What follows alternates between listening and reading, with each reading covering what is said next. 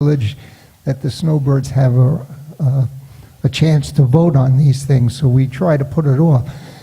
But now if you make it 117 all year round, the snowbirds, they don't really count. I mean, other than the fact that they will be voting here, but we're not catering to them at all anymore because the same people who can vote in the summertime are going to be voting in the winter.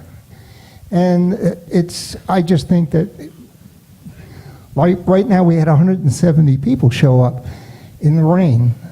There's really no reason to change it on my part. Dan. Yeah, if you remember in the summer, out of season, we had usually around the 90. Is there any way we can do it in the season lower? Because then it gives more power to the, Les was talking about power, so the executive board decisions will just be passed. So it depends if we can do it in summer, usually around the 90. All right. All right.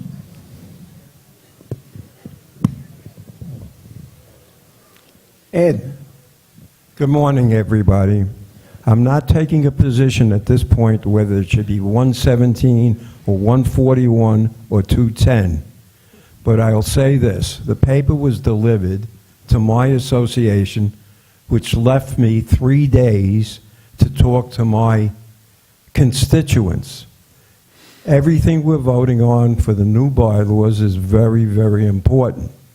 This not being any less or more important possibly than the other changes. I really feel that with such short notice, it is improper to take a vote at this time, whether you're for it or against it. We're operating fine. It's been announced now, and I don't see any difference on having the vote at least the next board meeting when you have a chance to discuss it. And I think we all have an obligation to our associations to discuss it. And basically, that's my opinion. All right. Joyce. Okay, Joyce Reese, Wellington G. I'm sure every building must have somebody who stays here for the summer. You don't have to be the president of a building. There has to be somebody in their building who's not a snowbird who can be the alternate delegate. So I believe that we should do 117. Even in season, pretty much, we have sometimes not had a quorum. All right. Any other? Yeah, I'd like to make yes, a comment. Stu. For a very, very long time, I was a teacher in the classroom, and one of the subjects I taught was American government and the democratic process. I am all for doing anything that will expand the democratic process to Century Village. If you look at your paper that you were given when you came in, the minutes, you'll notice a large number of delegates that did not attend the last meeting. I was given a list of delegate associations that did not attend the meeting prior to this. I called them on the phone asking we had the delegate telephone numbers. Almost 90% of the delegate telephone numbers were disconnected. I then went ahead and called the presidents of the building and queried them as to why a delegate was not representing their building. At least, and I don't like to use percentages because it really doesn't reflect anything, but more than 50% of the presidents that I spoke to had no idea that the delegate did not show up.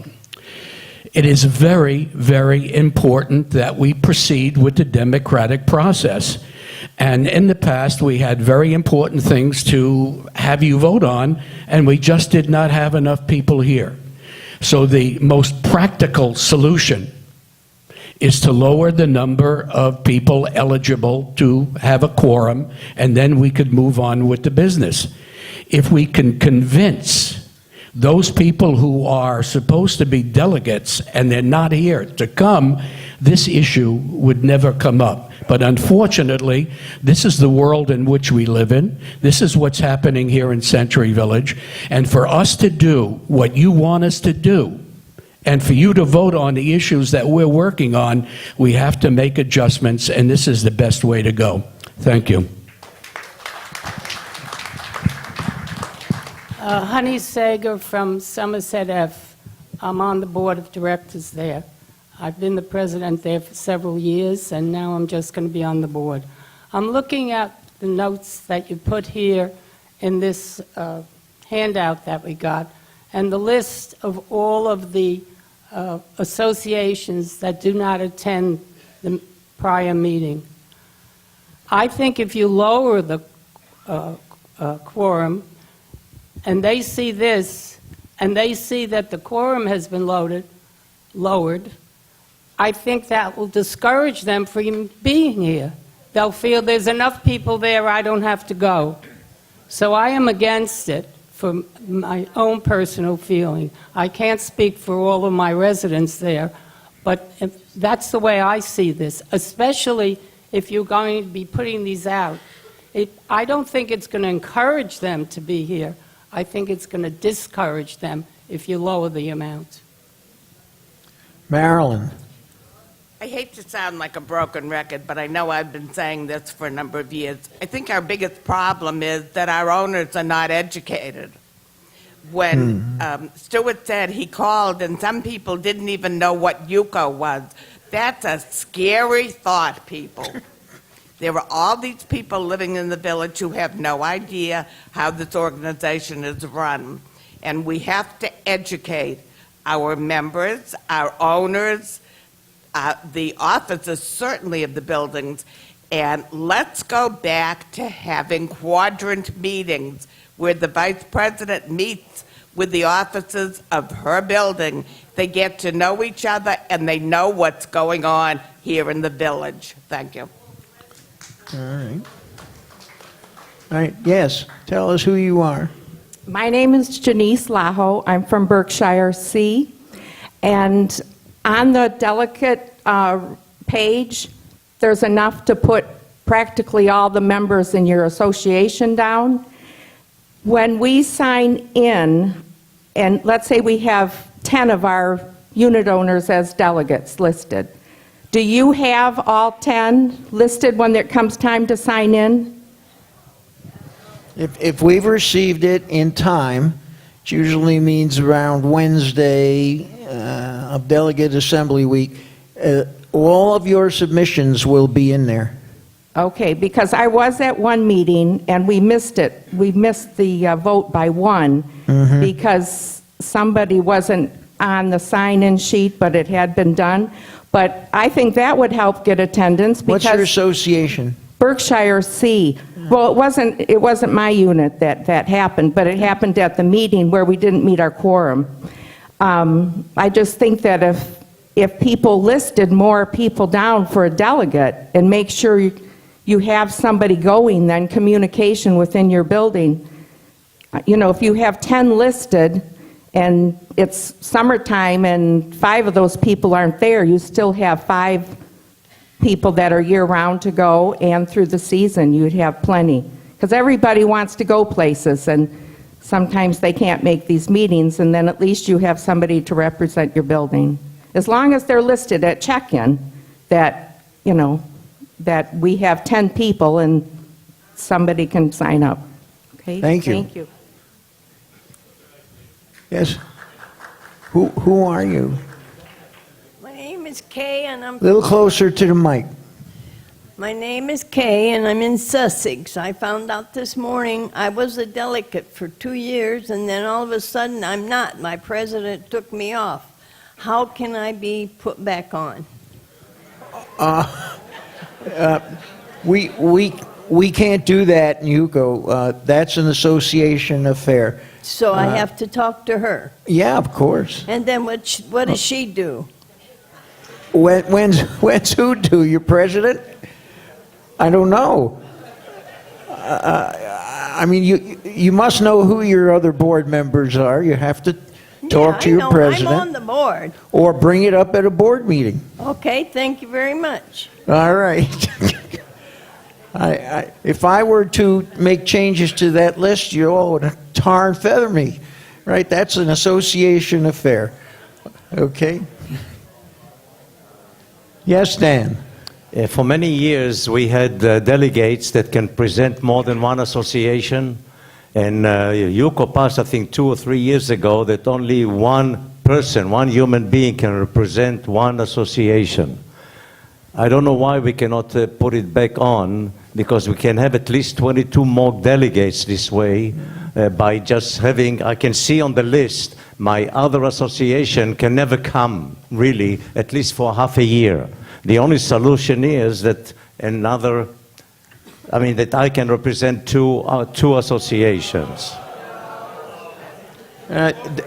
Dan, I'm sure you remember, this was done on advice of the attorney. Okay.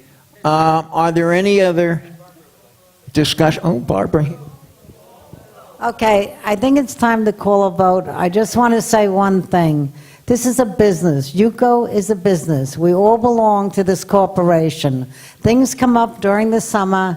They're very important. We feel bad there's not everybody here, but we got to get a figure, and this is a legal figure, 117.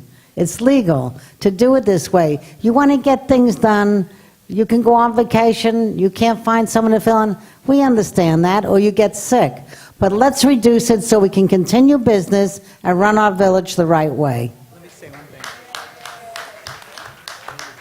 thing. Let me just add one thing. In November, we had 140 people here. We didn't meet the quorum. 140 people did not get to vote that day. They were disenfranchised for lack of one person.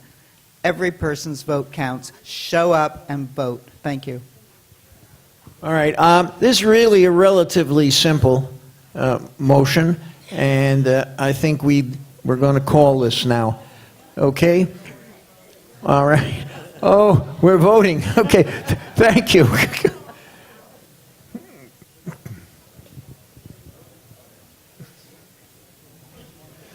Platinum. Do we have any? Did you pick up any flyers? You got one? You have one? Or none? Just one. So delegates present are now 168. All right. And remember, it was pointed out here, this is a bylaw change. You need 2/3, what we might call a supermajority.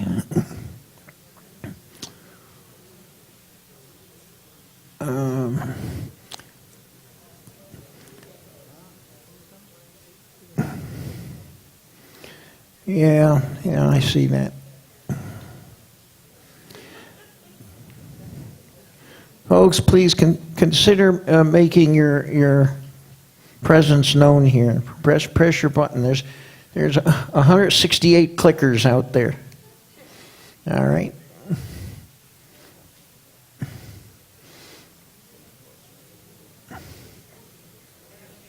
All right. Everybody voted? That's going to vote?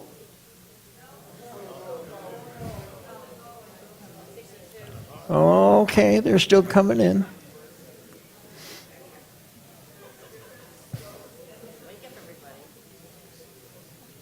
Come on. 5 to go. 5. Yeah. Oh, you're so close. Is anyone out there having a problem operating the clicker? No, it's possible. You know, arthritic fingers, it can happen. Okay, go ahead. Reveal. Oh my God. I believe, if my math is right, I think you need one more vote. 2/3. Of what? 168 or 170? 168. So that's 1/3. 168. No, he's 113. 112. It's more than 2/3 is 112. Okay. 168 is an even number. Okay, thank you. Thanks so much. Yes, Randall, we know you're the smartest person on earth. Shake your head. Right, come up, toss out some comments. Come on, Anita. So the people have spoken. Okay. Okay, That's very close. All right. so we were counting this as the motion has passed. Yes, Okay. motion has passed now. Thank you very much. Okay, I know we're short of time, so I don't want to take too long with this. I hope we can do it justice. If not, we will have to table it and come back. But the next item for vote is not a bylaw amendment. It's a concept vote to get your opinion on the idea of one vote per unit. The idea originated in a petition that was brought to advisory by Olga Walkenstein. Advisory adopted it, and we've been working on it to get it in shape to bring to you. However, through our discussions, we realized there are so many questions that we can't answer that need thorough investigation and research. For example, do we use manual voting for all our units? Remember, there are 7,854 units in Century Village. We will never get all those people to vote. If we could get a few to add to the vote and to expand the vote, that would be good. But how are we going to do it? Are we going to do it manually? Will we allow internet voting for some people who are comfortable with computers? How will we identify all the eligible voters? Tax rolls, WPRF lists, investigation lists. We're not sure. We have to check it out. How do we manage voter rolls? That's the toughest part of this whole thing. There's an open question of whether we allow people who own more than one unit to have more than one vote. That is a debate that has been going on. We finally realized we needed to send this to an ad hoc committee, a committee that would do all the work to get the logistics, the costs, all of the resources needed to bring back to us to vote. The problem was that we didn't want to set up a committee, have it work for 1 year or 2 years, which it will, and then come back and find out you were never for it in the first place. So we decided that we would bring it to you as a concept vote and ask you to tell us if you would be open to the idea. Before we vote, I would like to bring Olga Walkenstein up. She brought the original idea. I'd like her to have a chance to talk to you about it. Thank you very much, everybody.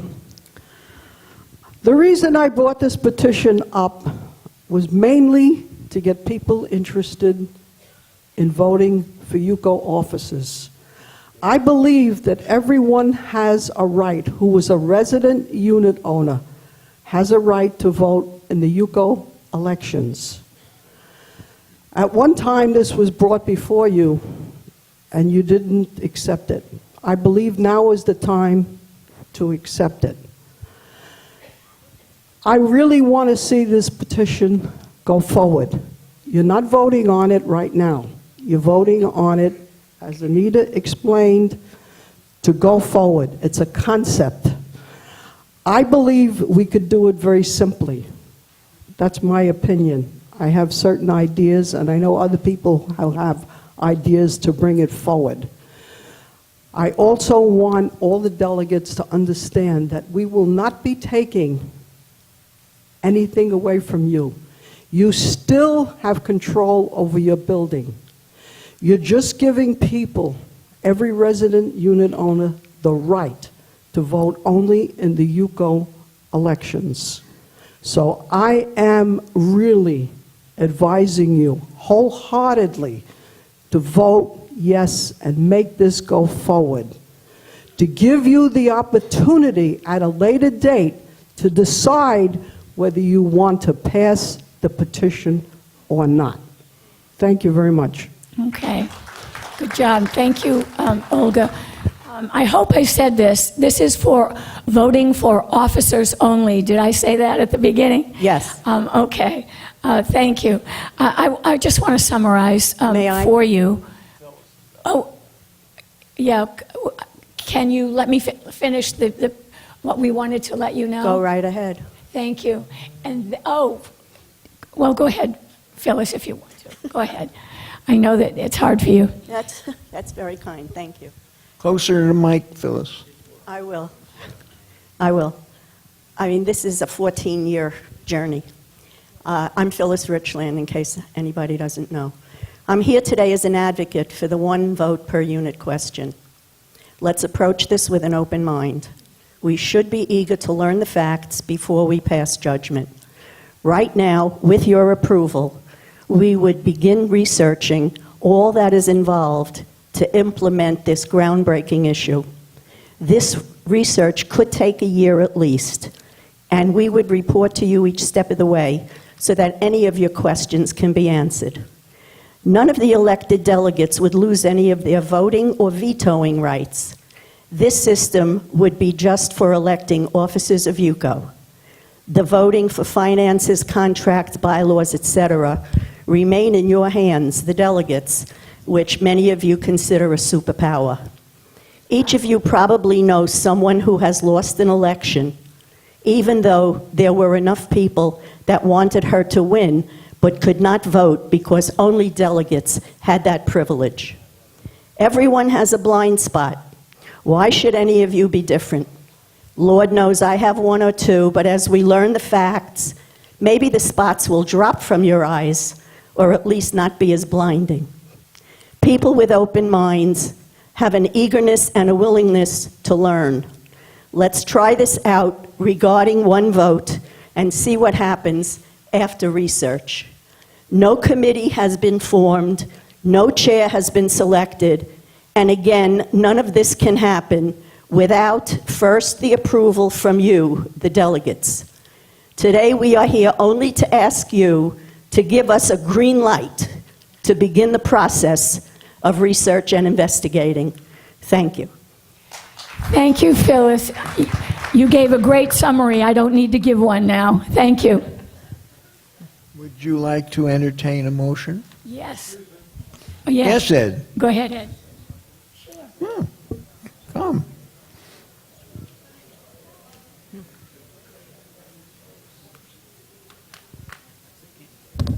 First of all, I'm unclear why we're even having this particular vote. A valid petition was put in, one vote per unit. In June of 2017, I wrote an article, why is this being held up? I believe this motion even went in before Olga because, or maybe it was Olga's, the advisory committee before June of 2017 had this motion. It wasn't turned down. It wasn't passed. What was said is, we'll appoint a committee to review it. Since that date, no committee has been to review it. It reminds me of the old motion pictures with the little kids who every time they wanted to have something, they said, let's have a party. We should not be voting on whether it should go forward because that's a vote yes or no. The motion has been in. This is not a concept. This is a vote. Let's clear it up. It was put in. It was tabled before June of 2017, and I think it should go forward because to vote no now is like voting on a motion as if it never was in before. So we have, first, and the other thing is it's never been published.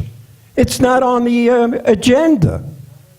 What kind of a vote are we going to have that's not on the agenda, wasn't in the newspapers, didn't go before the other three committees? We're just doing a shortcut. I believe we should even vote on this. Okay. Okay, Let folks. me explain everything. What Ed is saying is correct. This motion was brought originally in June, okay? But as it went through the various advisory board, and everybody else, it got sort of mixed, the executive board, the offices, it became an imbroglio. Does everybody understand what an imbroglio means? Parla italiano? Vero. As a result, as it was going through, I attended all the advisory board meetings, and I agreed, since I was the one who brought the petition, to have it go this way, okay? Because I wanted it clear. I wanted it legal, and I wanted it clear. So I'm asking you again, vote yes today. Forget about everything else. Just vote to have this go forward, please. Thank you. All right. I think we've had reasonable discussion here. Somebody made a motion that we vote on the concept of one vote per unit. We need no words count, folks. All right. Herb seconds. I don't know his name. It's too... McGuire, Chatham, you. All right. Is there any further discussion? Plunk your little clickers, please.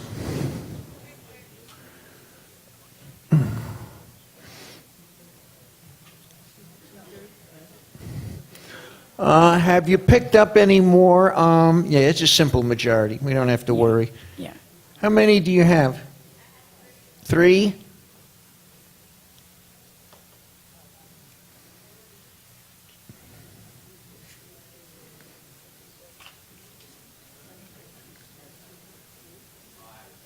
Five and 3 or 8. Okay, no problem. But it's a simple majority.